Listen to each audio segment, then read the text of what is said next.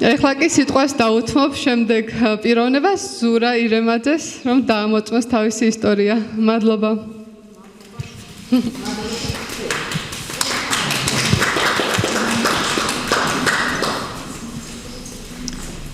მშვიდობა ყველას.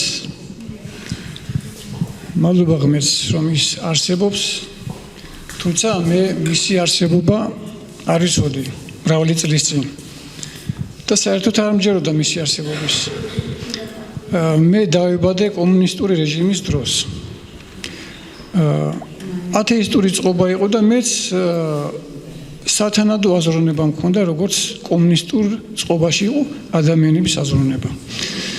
ჩემი აზროვნება ჩამოყალიბებული იყო როგორც ათეისტის აზროვნება, ურწმუნო ღმერთის არსებობის არ მჯეროდა ეს ყველაფერი, მეგონა ზღაპარი. ღმერთის არსებობა იყო ჩემთვის ზღაპარი, ეშმაკი და ანგელოზები ეს ყველაფერი იყო ჩემთვის ზღაპარი, გამოგონილი ამბები, როგორც ზღაპრებში წერია. და ჩამოყალიბებული მქონდა მტკიცე და მყარი აზროვნება, რომ ღმერთი არ არსებობს. და ბოლოს თვითონ იმ აზრზე მივედი, რომ თვითონ ადამიანი არის ღმერთი, მეთქი არის სადამდე მიაღწია ადამიანმა, რომ კოსმოსში გაფრინდა და მთვარეზეც კი დაჯდა. ღმერთი მეთქი თვითონ ადამიანი არის მეთქი, ფიქრობდი ასე. მაგრამ მადლობა ღმერთს, რომ ის არსებობს მიუხედავად იმისა, რომ შენ გჯერა თუ არ ჯერა მისი არსებობის, ის მაინც არის. ხო და მან დიდი წყალობა გამოიღო ჩემს მიმართ, ასეთი აზროვნების მიუხედავად თავისკენ შემომაბრუნდა. ეს თანდათანობით მოხდა. სიმშვიდეს ვეძებდი ჩემს გულში, შინაგან სიმშვიდეს და ეს შინაგან სიმშვიდე ამ ქვეყნიურ სიამტკივრობაში ვერ ვიპოვე ვერსად. და სულიერი სიმშვიდე ღმერთისაგან მივიღე. წავიკითხე ერთი ფილოსოფიური წიგნი, ასეთ სიტყვები მახსოვს. ხელოვნურ თანამგზავრს რო გაუშვებენ კოსმოსში, აქედან პულტით მართავენ იმ თანამგზავრს. და თქვენ რა იცით, რომ დედამიწას ვიღაცა არ მართავსო. და უცბად მივხვდი, რომ ღმერთი არსებობს. აბა დედამიწა როგორ მოძრაობს? რა ძალა მოძრაობს, რა კანონები არის შექმნილი, რომ დედამიწაზე ეს ყველაფერი მოქმედებს. თანამგზავრიც ხომ მოძრაობს. ესე იგი ვიღაცა მოძრაობს, იქაც რაღაცა ხომ ხდება თანამგზავრში, სურათებს იღებს და ასე შემდეგ. და დაუკვირდი ამ ყველაფერს და დავიწყე ფიქრი, რომ ღმერთი არსებობს. და გამახსენდა, რომ ღმერთმა შექმნა სადა დედამიწა. გამახსენდა და დავიწყე ფიქრი ამ ყველაფერზე. ჩაუფიქრდი, ჩაუღრმავდი, რომ დედამიწა მისი შექმნილი არის და გაუგნებული ვიყავი თანდათანობით, როცა ამ ყველაფერს უფიქრდებოდი. როგორ შექმნა ღმერთმა ამხელა პლანეტა და ჩვენ ზედ დავდივართ მილიარდობით ადამიანი და კიდევ ბევრი თავისუფალი ადგილი არის დედამიწაზე. ამდენარი მცენარეთა სახეობა შექმნა მან. ამ ყველაფერს უფიქრდებოდი. ვა ღმერთო მეთქი, რა დიდებული ხარ. გაუგნებული ვიყავი ამ ყველაფრით. მცენარების სიმრავლით, ცხოველების სიმრავლით. რა ძლიერი ხარ მეთქი ღმერთო. მერე გამახსენდა ღმერთის ცნებები. არ მოიპარო, არ იმრუშო, არ იცვლო და ასე შემდეგ და ყველაფერი უკუღმართი ცხოვრები ცხოვრობდი, როგორც ურწმუნო ადამიანს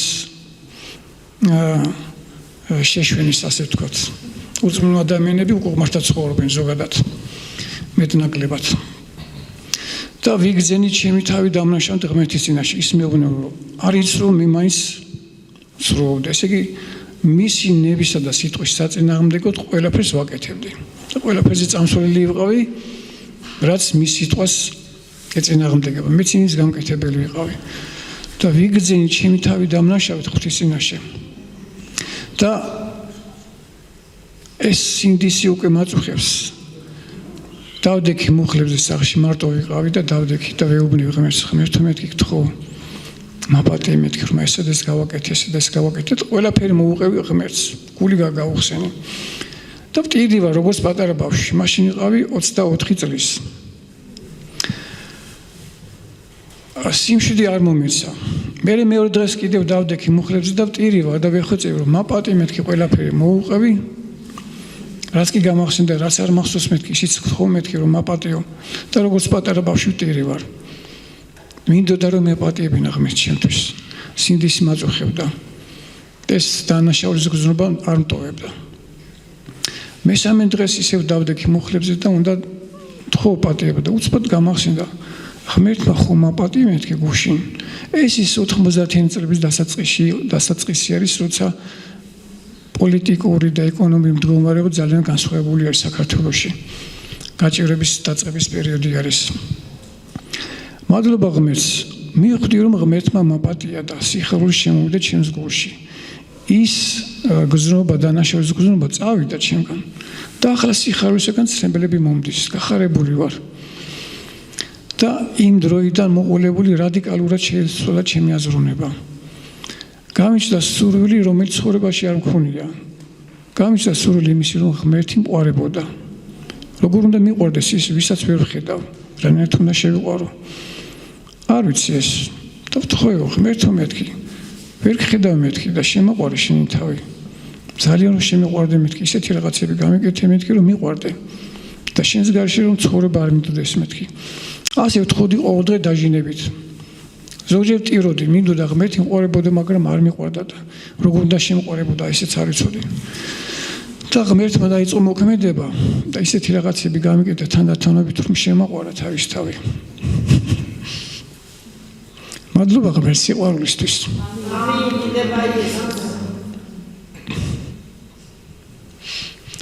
ღმერთი სიყვარულია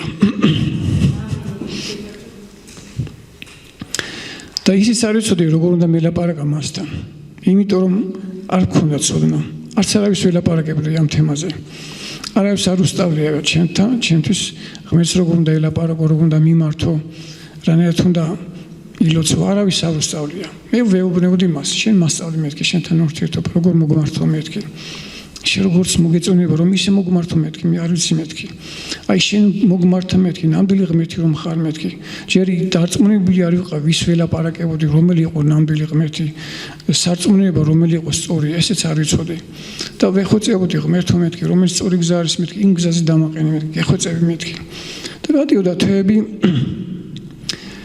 და ბიბლია წაკითხული არ მქონდა და ამასობაში ბიბლიაც მაჩუქეს და ბიბლიის კითხვა რომ დავიწყე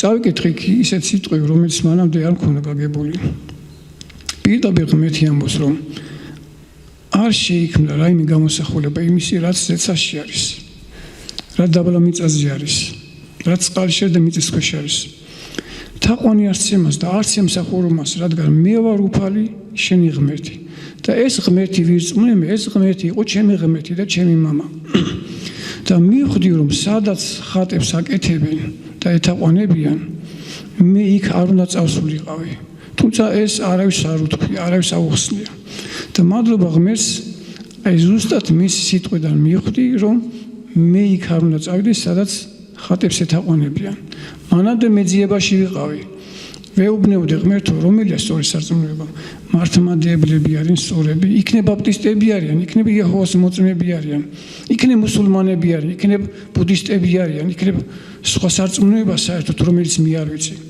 ამ კითხვას მე ღმერთს უსმევდი და ვეხვეწებოდი ღმერთო რომელია სწორი გზა იმ გზაზე დამაყენე მეთქი და ღმერთმა აი ბიბლიიდან დამანახა რომ სადაც ეთაყვანებიან ხელით გაკეთებულ ქალისა და კაცის გამოსახულებებს იქ მე არ უნდა მივსულიყავი აბა სად უნდა წავიდე მეთქი უფალო თუ იქ არა აბა სად და ვაგრძელებ ისევ ძიებას მადლობა ღმერთს და ვინც ეძებს უფალი ამბობს რომ იპოვის და მეც გავაგრძელე ძიება და ვნახე ის ხალხი რომელიც სულიწმიდით მონათლული იყო და მე მათ ადრე ვიცნობდი ისე გაგებული მქონდა რაღაც ორმოკვირით და თხოვე ღმერთო მეთქი თუ მივწდები მეთქი ახლა იმ ხალხთან უნდა წავიდე და ვეკითხე თუ მივწდები მეთქი ისე გააკეთე რომ ხელი შემეშალოს მეთქი ჩაშარ მეთქი ეს საქმე მაგრამ თუ შენგან არის მეთქი ხელი მომიმართე რომ ის ხალხი ნახო მეთქი და შევხვდე მას და მადლობა ღმერთს მივედი იმ ხალხთან და დაუკავშირდი და დაუახლოვდი და სულიწმიდის ნათლობის შესახებ მე გავიგე 1986 წელში თუ არ ვცდები თუ 84 წელში როცა კომუნისტური იდეოლოგია ისევ ჩვეულებრივად არსებობდა, მე ისევ ურწმუნო ვიყავი და გავიგე ის მხოლოდ რომ არიან ადამიანები, რომლებიც სულიწმიდით მონათულელები არიან და იქ ვიღაცები იკორნებიან. ერთი ადამიანი განიყურა, რომელსაც ეპილეფსია სჭირდაო და ვიფიქრე ნეტა მეც ეს მქონდეს მეთქი. და გამიჩნდა სული რომ მეც ნეტა სულიწმიდით მოვინათლო. ეს კომუნისტების დრო არის 80-იანი წლების შუა დრო. მაგრამ ღმერთი არ მწამდა, მაგრამ სულიწმიდით ნათლობა კი მინდოდა. მადლობა ღმერთს. ეს სულის ღმერთმა ამისულა. ვთხოვე ღმერთს მამაზეც იესოს სახით, რომ მეც მომნათლე მეთქი სულიწმიდით. იმიტომ რომ მე ვეძებდი უკვე სახარებაში ვკითხულობდი, სადაც კი სულიწმიდის შესახებ რაღაც ეწერა, ყველაფერს ვკითხულობდი და ვარჩევდი რომ მოვინათლო მეთქი, როგორ უნდა გავიგო მეც რომ მოვინათლო მეთქი. და სახარებიდან გავიგე და ვისწავლე რომ სულიწმიდა როცა გადმოლის ადამიანზე, იწყებს სხვადასხვა ენებზე ლაპარაკს. ეს წერია სახარებაში. და მეც აქედან დავწუნდი რომ მეც მოვინათლები სულიწმიდით დავიწყე მეთქი ლაპარაკს სხვადასხვა ენებზე. და ღმერთს მადლობა მომამზადა მასწავლა და მე ვილოც ერთ პიროვნებასთან ერთად ვის სულიწმიდით მონათული იყო, ხელი დამადო და გადმოდა ჩემზე სულიწმიდა და დავიწყე მეც გაურკვეველ ენებზე ლაპარაკი. და როცა სულიწმიდით მოვინათლე, ამ ნათლობამ ჩემში განამტკიცა რწმენა, რომ ბიბლიაში რაც წერია, არის ნამდვილი, ჭეშმარიტი. რადგან 2000 წლის წინათ ზუსტად ისეთივე ამბები მოხდა, რაც ჩემ ცხოვრებაში მოხდა.